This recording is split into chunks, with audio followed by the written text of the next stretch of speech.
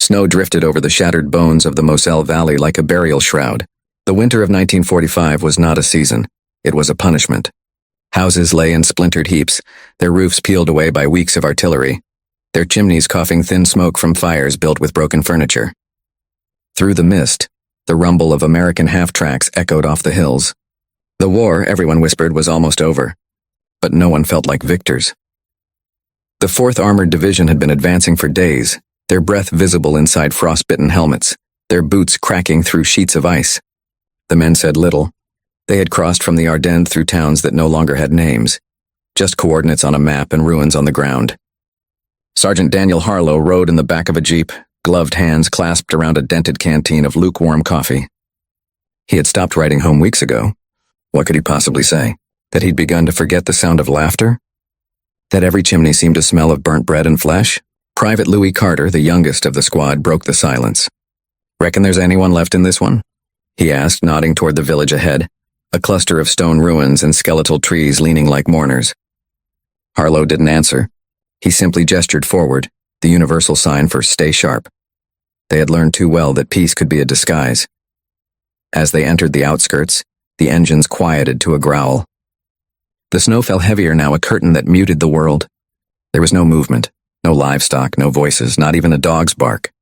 Just wind sighing through what had once been lives. Then came the sound, a faint scuff like footsteps on powder. The men froze. From behind the carcass of a wagon stepped a boy. He couldn't have been older than 10, thin as a fence rail, wearing a coat far too large for him.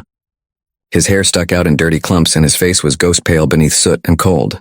He stopped a few paces away, eyes darting from the rifles to their faces, and then he said it. Softly in broken English, learned from some forgotten soldier or radio. "Momma hasn't eaten for days." The words hung there, weightless yet heavy, cutting through the tension sharper than gunfire. Carter blinked first. "You hear that?" he murmured. Harlow lowered his rifle just a fraction. "Kid, where's your mama?" The boy pointed toward a half-collapsed house at the end of the street. His hand trembled in the cold. Harlow exchanged a glance with his lieutenant, Frank Delaney, a man who could read silence like a map. Delaney frowned. "Could be a setup," he muttered. "We've seen it before, they had." The Wehrmacht had grown desperate. Civilians were sometimes used as bait. But looking at the boy's face, those eyes too hollow for deception, Harlow felt something shift inside. Not pity. Something quieter. Older. Recognition. The kind that comes when a man sees a shadow of his own childhood through the smoke of war. "All right," Delaney said finally. "2 men. Check it out. Press stay put." Harlow nodded and motioned to Carter. They advanced through the snow, boots crunching softly. The smell hit first, burnt brick and wet ash. The door was hanging by one hinge. Inside, the room was dim, the only light from a hole in the roof where daylight spilled through like spilled milk. A woman lay on the floor beside a pile of blankets, her face turned to the wall. "She didn't move when they entered, ma'am?" Harlow's voice was careful, almost gentle. No answer. He crouched closer. The woman's eyes fluttered open, cloudy blue and fever-bright. Her cheekbones were knife-sharp. She tried to sit up, but couldn't. Her lips moved soundlessly, and Harlow realized she was too weak even for words. Beside her, a pot of something long frozen sat on a dead stove. Carter swallowed hard. Jesus, there was no food, no bread, no potatoes, not even crumbs. Just 2 metal spoons polished by hunger. The boy appeared in the doorway, silent, watching. Harlow felt the heat of shame rise under his uniform. He had marched through hell for months, but this was what the war had really done. "Sergeant?" Carter's voice cracked. "What do we do?" Harlow looked around. There was no threat here, no trap. Just survival stripped bare. "Get Delaney," he said quietly. "And bring a ration tin." When they returned, the rest of the squad lingered outside uneasy. Orders were clear. Civilians were not to be aided without authorization. Food was rationed. Compassion was optional. But Delaney's jaw tightened as he watched the boy kneel beside his mother. "To hell with orders," he muttered finally. They set up a small fire on the floor, feeding it with scraps of wood. The boy's eyes followed every movement, half in fear, half in disbelief. Harlow opened a can of hash, the metal clinking softly in the stillness. The smell, greasy, warm, human, filled the room. The woman's eyes closed as if she were praying. Outside, the wind moaned through the hollow streets. A church bell, cracked and useless, rattled somewhere far away. Carter poured water into a tin cup, adding powdered coffee from his pack. "She'll drink this," he said, as though convincing himself. Delaney nodded. "Just enough. We move at dawn." Harlow watched the boy cradle the cup between both hands. He drank first, then lifted it carefully to his mother's lips. Her fingers brushed his wrist, the faintest motion of life. And in that moment, the war receded. It was still out there, guns, orders, fear. But for now, it existed on the other side of the snow. The men said nothing. They ate their own rations standing, boots wet, rifles slung, pretending not to notice the ache in their throats. When the boy finished feeding his mother, he looked up.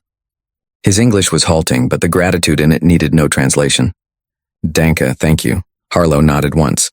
He wanted to say something, anything, but words felt too small. He stepped outside into the wind instead. The snow had stopped. The village was silent, frozen in a kind of exhausted peace. Delaney came up beside him. You know we can't write this in the report, he said. I know. They stood there for a long moment, watching smoke from the small fire twist up through the hole in the roof. Then Delaney said, You think she'll make it? Harlow's gaze stayed on the broken windows, where the faint glow of firelight flickered. Don't know, he said softly. But for tonight, she's warm. That's something. A low boom rolled across the valley, the distant voice of artillery. The war was still moving, inching closer. Harlow looked once more at the ruined street, at the boy's small shadow through the doorway. He turned back to the convoy. Mount up. We leave at dawn. The engines rumbled to life again, shaking frost from the trees. The firelight faded behind them as they drove toward the front. But hours later, when the wind rose and the snow erased their tracks, a faint glow still burned in that ruined house. Tiny, defiant, and human. And somewhere in the dark, a child's whisper followed them through the cold. Momma hasn't eaten for days. Morning crept in like a hesitant guest. A thin, colorless light bled through the cracks of the ruined house, illuminating the frost on the windows and the stillness within. The fire had burned to embers. The woman slept, her breath shallow but steady. The boy sat beside her, knees to his chest, the empty coffee cup resting in his lap like a keepsake from another world. Outside, the distant thrum of engines signaled movement. The division was preparing to advance. Sergeant Harlow stood at the threshold, helmet tucked under one arm, staring out into the white silence. He had slept little, haunted by the memory of the boy's trembling voice. He'd fought Germans, captured them, buried his own under their gunfire, but this was something else. This was what the war looked like when it stripped away uniforms and left only hunger behind. Lieutenant Delaney appeared behind him, cigarette dangling from his lip, his breath turning to vapor. Command wants us east by noon, he said. Bridge at Kill River. He hesitated, then added, and they reminded us, no aid to civilians without clearance. Harlow gave a small, humorless smile. You gonna file a report on the crime of feeding a starving woman? Delaney didn't answer. He stared at the snow for a moment, then exhaled smoke through his nose. Orders are orders. We're soldiers, not missionaries. Maybe, Harlow said quietly. But yesterday I saw a woman who could barely lift her head. I don't think the war gives a damn what uniform she wears anymore. Behind them, Private Carter shuffled in, carrying his pack. His face was drawn from lack of sleep, but his eyes flickered with something uncertain. Like a man who had glimpsed decency and didn't know what to do with it. Sergeant, he said, voice low, I gave the kid another ration bar last night. Hope that's all right. Delaney shot him a look sharp enough to cut through fog. You what? Carter swallowed. He was hungry. It's just one bar. 1 bar turns into 10, Delaney snapped. And before you know it, you're feeding the whole damn village. Harlow's tone remained calm, almost detached. If there's a whole village left to feed, I'll be glad for the problem. Delaney turned away, muttering something about insubordination, but the tension in his voice had softened. They all knew what he was really afraid of. It wasn't disobedience.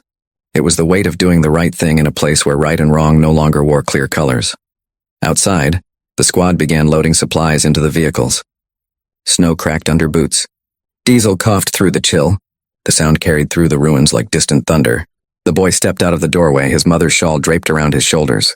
He blinked at the light, wary but curious, and looked toward the soldiers with that same hollow mixture of fear and hope. Harlow crouched beside him. You got a name, kid? The boy hesitated, then whispered, Fritz. Fritz. Harlow repeated softly, as if saying it out loud made the boy reel. She'll need more food today. Can she eat? Fritz shook his head. Little bit only. Carter appeared behind Harlow holding a can of hash.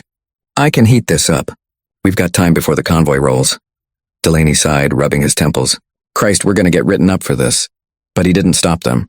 Inside, the smell of food returned, rich, oily, heavy with the memory of better days. Harlow fed small pieces to the woman, patient and wordless. Her lips moved around each bite as though rediscovering the act of being alive. Between mouthfuls, she murmured something in German. Something that sounded like Danke, mein Sohn.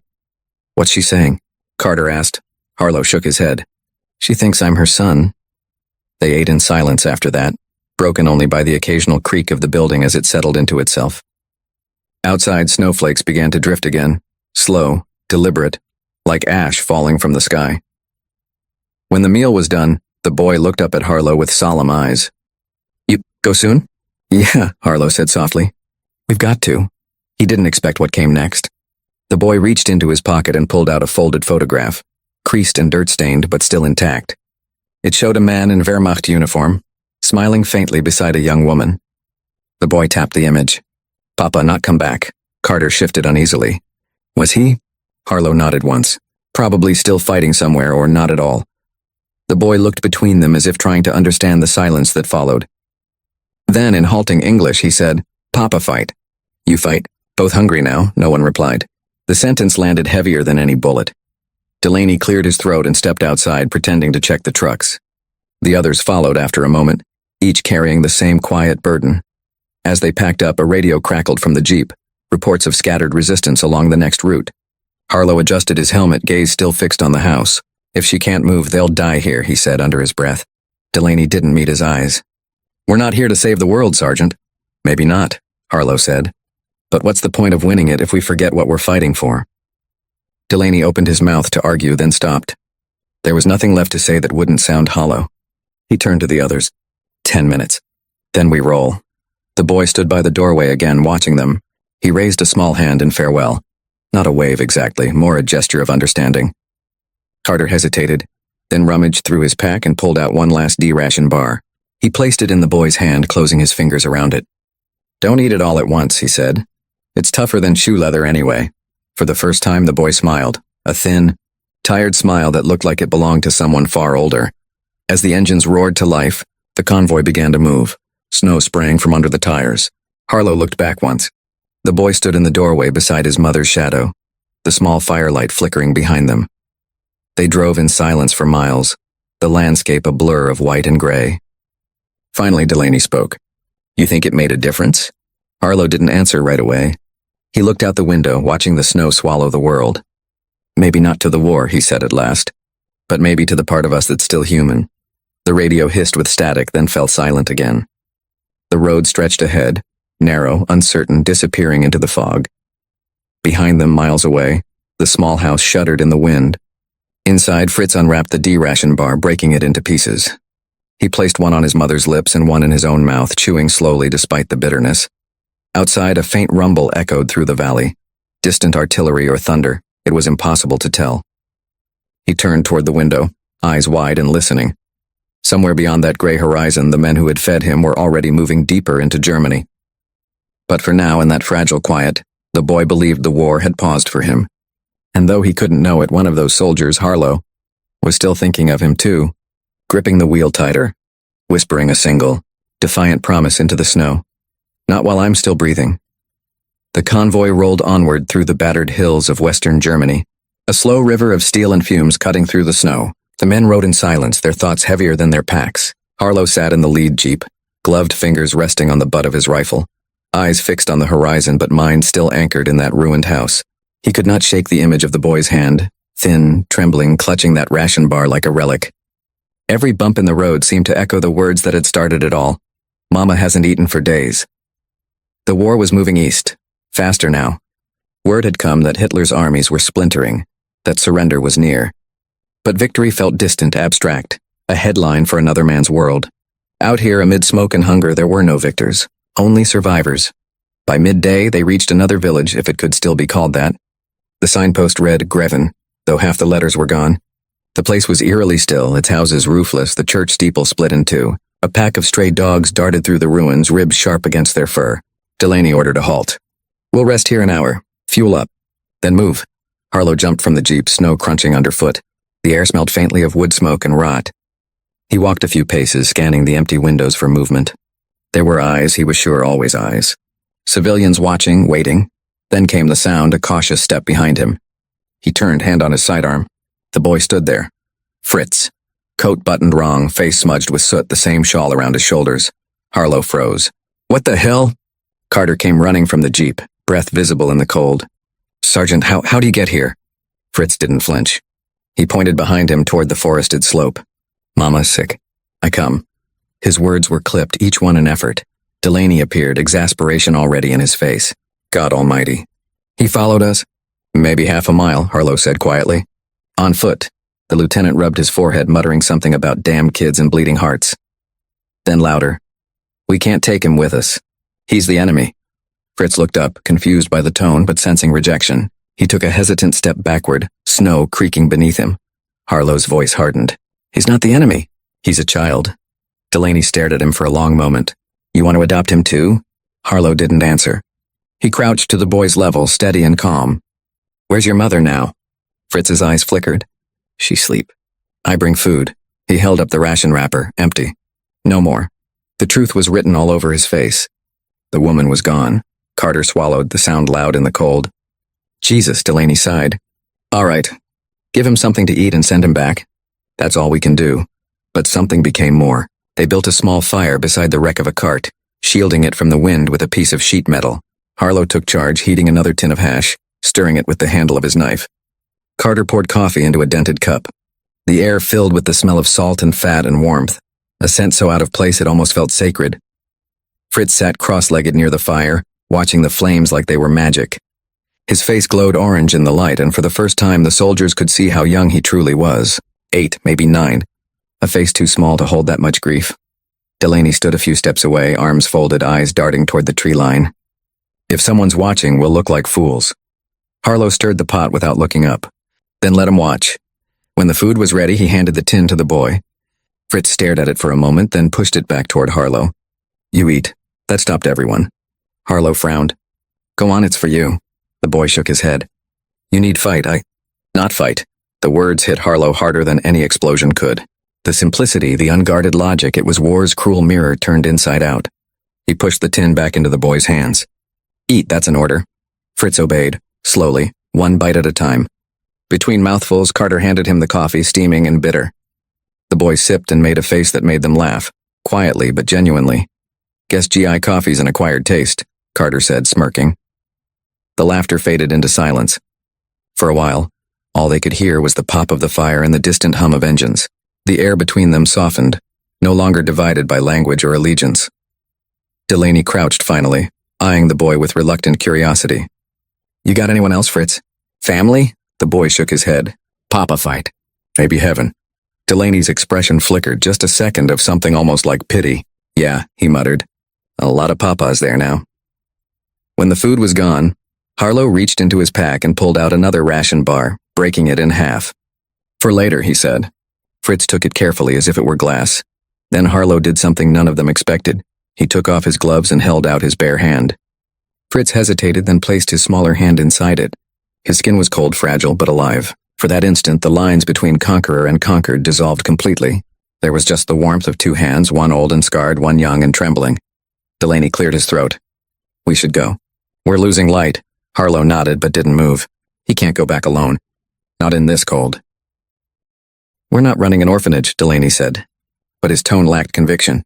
He looked away as if the sight of that small hand in Harlow's was too much to bear.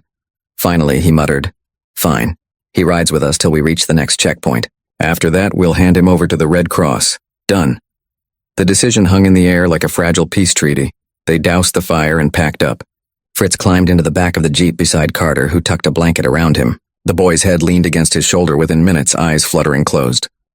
Another shot echoed, splintering the wooden signpost nearby. Snow burst from the trees like powder. Carter yelled something from behind the truck, his voice muffled by gunfire. Hold fire! Delaney barked. Find the shooter! The forest loomed black and silent, every branch a possible barrel. Then another flash. Harlow swung his rifle toward it and squeezed the trigger once. The echo rolled across the valley, followed by nothing. Just wind. For a long moment, no one moved. Then Delaney whispered, all clear. Maybe. Carter crept forward, rifle raised. 10 yards ahead, half hidden behind a tree, lay a German soldier. Young, barely older than Carter himself, eyes glazed with that bewildered stillness of men who died before they understood why. His rifle lay beside him, frozen in his grasp. Delaney lowered his weapon. Kid probably didn't even know it was over. Harlow stared at the body, his breath uneven. Fritz peered from behind his coat, silent. Their eyes met, child and corpse, and something in the boy's face shifted. Not fear exactly, but understanding, the kind that came too soon. Delaney's voice broke the silence. Let's move before more show up. They reassembled quickly, shaken but unhurt. Snow fell thicker now, covering the dead soldier almost immediately. By the time the convoy rolled on, he was already vanishing back into the earth. Hours later, they reached the bridge. The structure was half intact. Stone arches bowed under the weight of ice. The village beyond looked dead, windows blown, roofs gone. Yet smoke curled from one chimney, faint and fragile. Delaney parked the jeep and exhaled. Checkpoint. We'll rest till dawn. The men dispersed, lighting small fires in the ruins. Harlow sat near one. Fritz curled beside him. The boy's eyes followed every spark, his face hollow but calmer than before. Carter handed him a canteen. You okay, kid? Fritz nodded slowly. Then almost a whisper, man in forest. He die? Harlow hesitated. Yes, the boy's brow furrowed. You hungry too? Harlow didn't answer. He just stared into the fire, the orange glow painting lines across his face.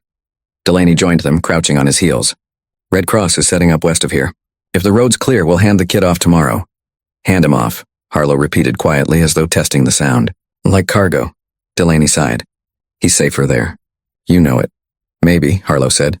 But safer doesn't always mean better. Delaney stood. You getting sentimental on me now?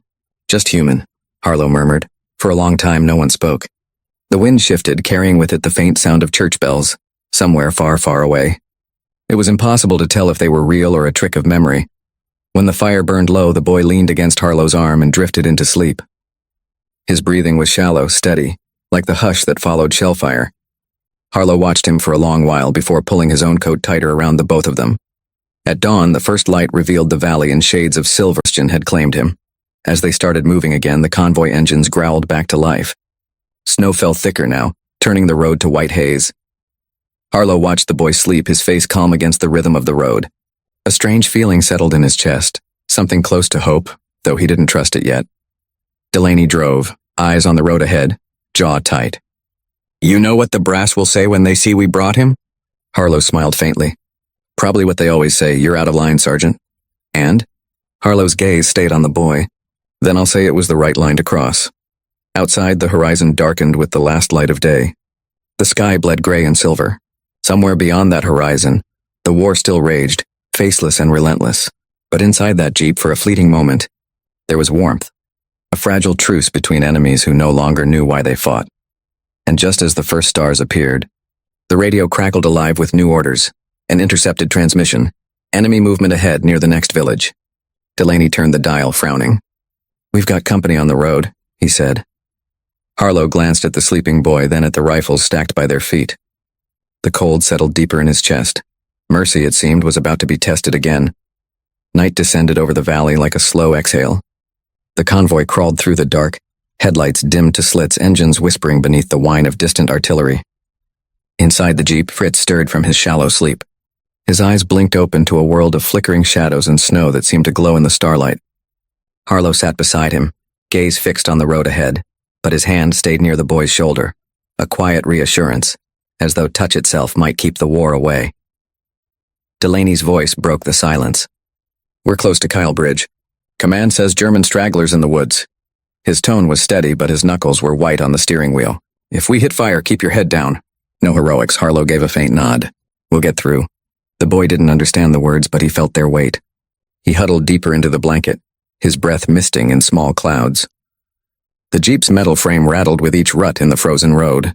For a moment, Harlow closed his eyes. He thought of home, of the smell of his mother's kitchen, of laughter around a table untouched by war. He wondered if Fritz would ever know such warmth again. The crack came suddenly, sharp and hollow, splitting the air. The windshield spiderwebbed with a single shot. Delaney slammed the brakes, shouting, "Sniper!" The convoy erupted into chaos, men diving for cover, engines cutting out, rifles snapping to shoulders. Harlow shoved Fritz to the floorboards, covering him with his body. And smoke. The convoy prepared to move again. Fritz was still asleep when Delaney approached, carrying a folded paper. Orders came through, he said. There's a relief station north of Koblenz. We drop him there, then push on. Harlow looked at the paper but didn't take it. You ever wonder, he said, what'll happen when we're gone? When the guns stop. Delaney frowned. What do you mean? I mean what's left, for them. For kids like him. Delaney didn't answer. He just lit a cigarette, eyes squinting against the rising light. They loaded up. The road north wound through valleys scarred with craters and graves marked only by helmets on sticks. As the trucks rumbled on, Fritz pressed his forehead to the window, watching the world slip past. Barns burned to black frames, fields frozen under a thin crust of white. After an hour, they reached the relief camp. Tents lined the riverbank, marked with red crosses painted on canvas. Nurses moved between them like ghosts in white. Harlow climbed out first, lifting the boy gently. A woman in a thick coat approached, clipboard in hand. "We'll take him," she said in practiced English. "He'll be fed. Looked after." Fritz clung to Harlow's sleeve. "I go with you," he whispered. Harlow knelt down, meeting his eyes. "You're safe here now, Fritz. You'll eat. You'll be warm. That's what matters." The boy shook his head, but Harlow forced a small smile. "Hey," he said softly, reaching into his pocket. He pulled out a coin, American, dulled by dirt, and pressed it into Fritz's palm. "For luck. Don't lose it." Fritz looked at the coin, then at Harlow. "You come back?" Harlow's throat tightened. "Maybe one day," Delaney called from the truck. "Sergeant, we've got to go." Harlow rose slowly. The boy stood watching, hand clenched around the coin, eyes wet but unblinking. As the engines roared to life, Harlow turned away. They drove until the camp disappeared behind the trees. No one spoke for miles. The world outside was thawing now, the first hints of spring clawing through the snow. Birds moved in cautious flocks across the gray sky. Carter leaned forward from the back seat. "You think he'll remember us?" Harlow didn't look away from the road. "He'll remember the food," he said softly. "The warmth." "That's enough." Delaney nodded once, eyes on the horizon. "War's ending soon," he said. "Yeah," Harlow replied. "But peace. That'll take longer." The convoy rounded a bend, the road disappearing into mist. Behind them, the valley grew small and silent again, and somewhere, in a tent beside the river, a boy unwrapped a piece of bread given to him by strangers, chewing slowly, eyes fixed on the silver coin in his palm. He traced the engraved words with his thumb, mouthing them carefully, as though they were a prayer he didn't yet understand. E pluribus unum, out of many, one. A single tear rolled down his cheek as he ate, the taste of the bread mingling with the salt of remembrance. The guns had gone quiet, but the echo of mercy was still speaking.